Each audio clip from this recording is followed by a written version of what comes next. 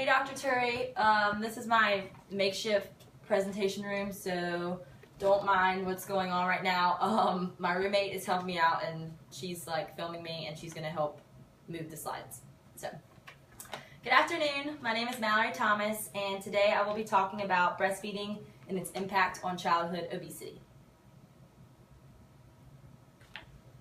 We are all aware of the worldwide epidemic that is obesity, and my goal today is to emphasize the role that breastfeeding has in reducing the risk for childhood obesity.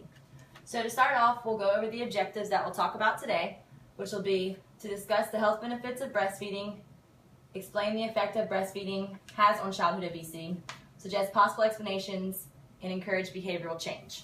The studies I found on this topic will be discussed throughout to help aid in achieving those objectives. So the World Health Organization and the American Academy of Pediatrics recommend that infants receive breastfeeding exclusively for the first 6 months of life. But why? In Metzger's research, her Breastfeeding as Obesity Prevention, she cites that in 2005, breastfeeding carries with it many health benefits for the infant, such as increased protection against diarrhea, reduced respiratory infection, and reduced blood infection in infants.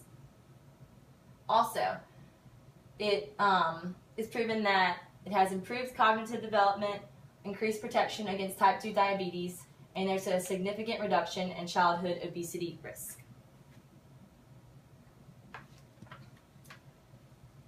A systematic review of studies on breastfeeding and its impact on childhood obesity led Arnaz to document the results of Kramer, who in 1981 was the first to publish about the link between breastfeeding and childhood obesity. After that, Arnaz went on to perform several studies that were published and the findings confirming those of the original study. So how permanent are these effects? In the 2012 study by McCrory and Late, 9-year-old children who had been breastfed benefited from a significant reduction in obesity risk when compared to their non-breastfed counterparts. So in this chart, the counterparts are they're the children who are same age who are not breastfed. So for those 9-year-olds who were breastfed from 13 to 25 weeks, they benefited from a 38% reduction in obesity. And then those 9-year-olds that were breastfed from 28 weeks or more showed a 51% reduction in obesity risk. Therefore, the longer a child was breastfed, the lower their chances of being obese, or the higher their reduction of risk, their reduction percentage. Additional studies have revealed more evidence along the same effects. So Moss talked about in his study that breastfeeding and the delaying of solid foods found a significant reduction in the incidence of childhood obesity in both 2- and 4-year-olds.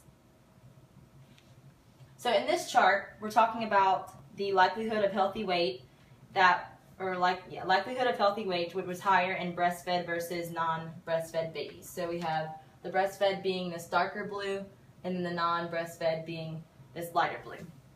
The study compared the benefits of breastfeeding after infancy to see if the obesity risk reduction continued on later on in life. As you can see in this chart, the breastfed children continued to maintain a healthy body weight at a higher percentage when age increased compared to those who were not breastfed. So you can see these percentages were much higher than those that were not breastfed. Also, the study talked about the occurrence of obesity. So this table demonstrates the reduced occurrence of obesity in breastfed again versus those non-breastfed children, with this time the breastfed children being the light blue and the non-breastfed being the darker blue. As you can see, those breastfed children continue to have a lower occurrence of obesity versus those who are non-breastfed, the 12.7 and 18.3 compared to 18 and 27.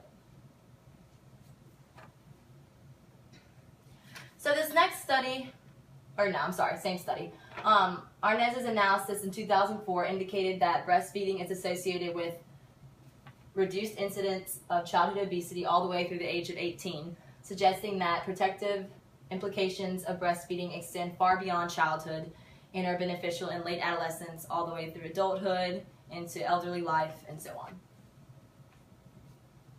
So now we're moving on to the next study, and this particular study was conducted in a place called the Commonwealth of the Northern Marianas, which, a little background on that, it's actually a very small group of islands, and they kind of form their own government, and they're an underdeveloped country, so they have a poor economy, not much access to technology, little infrastructure, things like that. So what they did was in 2007, in this study, the rate of overweight and prevalence of obesity were found to be comparable to those children in the United States, which I thought was very interesting, being compared to something that small, the Northern Marianas, to the United States, which is much bigger. The results showed a 4% reduction in obesity risk for every month of breastfeeding past the six-month mark. So, for example, if an infant is breastfed for 8 months, then they would experience an additional 8% reduction in obesity risk. And additional work by him in 2003 showed adolescent girls in Hawaii who reported being breastfed had lower BMIs and body fat levels than those compared to their non-breastfed counterparts. So here's a graphical representation of that, where you see the darker blue is the CNMI children, and then the lighter blue is the United States. And the percentages are very similar, only varying in a few percentages. But for example, just to kind of give y'all an example of this, so if a non-Hispanic child who is living in Manhattan, for example, is exposed to roughly the same prevalence of breastfeeding and runs around the same risk of childhood obesity as a child from CNMI, who may not even know where Manhattan is. So it just goes to show you that it doesn't matter necessarily where you're from or how big the country is, because childhood obesity is not necessarily a disease of privilege, or poverty, but rather a response from the human body. So what are some possible explanations to this? Behavioral and hormonal mechanisms such as breastfed versus bottle-fed satiety response. And by that I mean when breastfed children are full, they just stop feeding. And the only problem with that is that there's no way for the mother to know exactly how much they're consuming. So with a bottle-fed child, on the other hand, parents are more likely to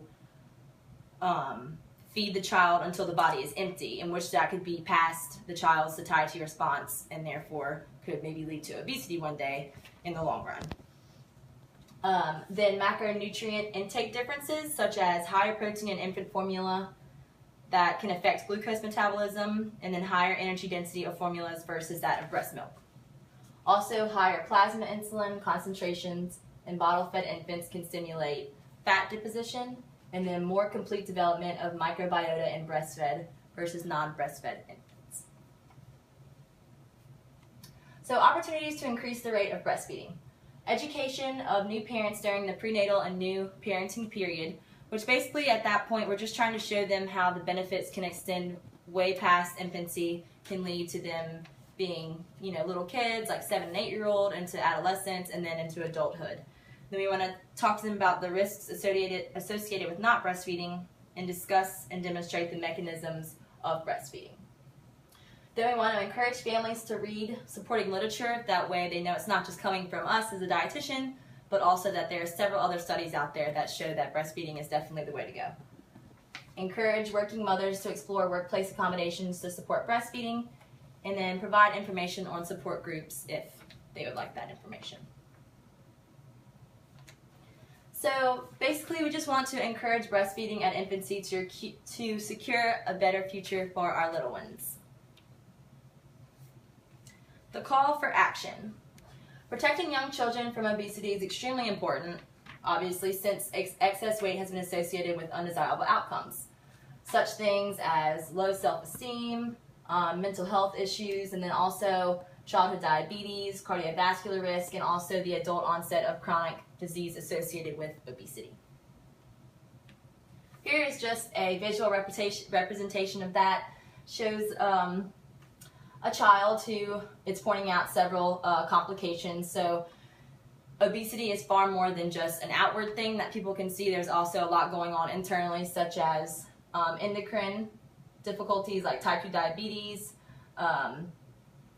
There's also hernia. There can be musculoskeletal difficulties, renal. There's several things that are happening inside when a child is obese.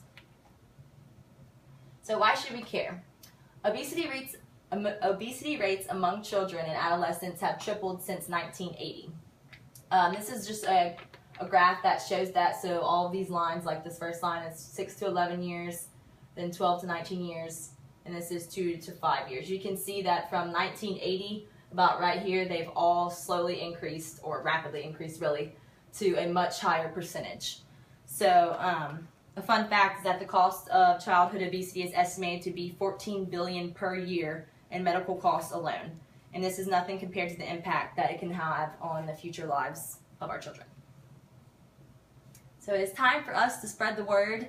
It's time for dietitians to get out there and act and make sure that they are informing the public of what is going on. Okay, and then questions, and then also for my public presentation, my audience is going to be expecting mothers, and I'm going to distribute a handout that's going to have the differences between breastfeeding and bottle-fed infants. And then I'll probably get volunteers from the audience to share why they think breastfeeding is more beneficial than formula feeding, and have them just like fill out on their worksheet, and then they can take that home with them. Thank you.